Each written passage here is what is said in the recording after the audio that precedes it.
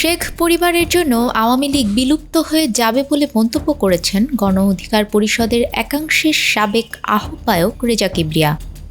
তিনি আরও বলেন, বিশেষ করে শেখ হাসিনা তার বাপের দলটাকে ধ্বংস করেছেন, এ কৃতিত্ব ওনাকে দিতেই হবে।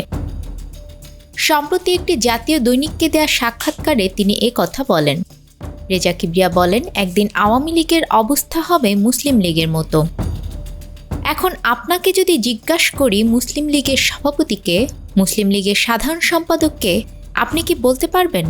কিন্তু আমি লিখিত দিতে পারি, আপনার বাপদাদা 47 ও 48-এ মুসলিম লীগ ছাড়া কোনো পার্টির কথা চিন্তা করতেন না।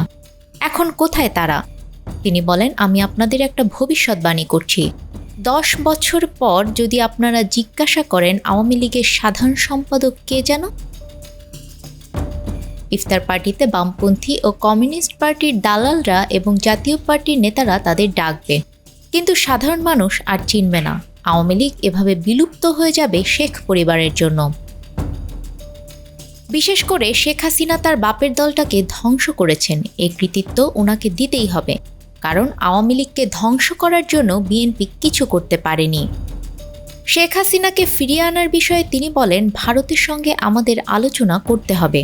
ভারতকে বোঝাতে হবে যে আমাদের দুই দেশের সম্পর্কের জন্য একটা উন্নত মানের সম্পর্ক যদি থাকতে হয়, তাহলে শেখ হাসিনাকে দেশে পাঠাতে হবে। তার বিচার আমাদের দেশের জন্য আর দেশের মানুষের জন্য খুব গুরুত্বপূর্ণ, কারণ তিনি হাজার হাজার বাচ্চাকে হত্যা করেছেন, শত শত বিডিআর হত্যা করেছেন, এবং আমার বাবার মতো লোককে যে হত্যা করেছে তার বিচার হবে না, এটা আমরা কেউ মেনে নিতে পারি না।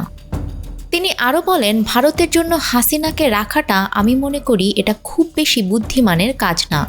ভারতের মানুষ বুদ্ধিমান, তারা বিষয়টা বোঝে, তারা ঠিকই তাদের কাজটা করবে।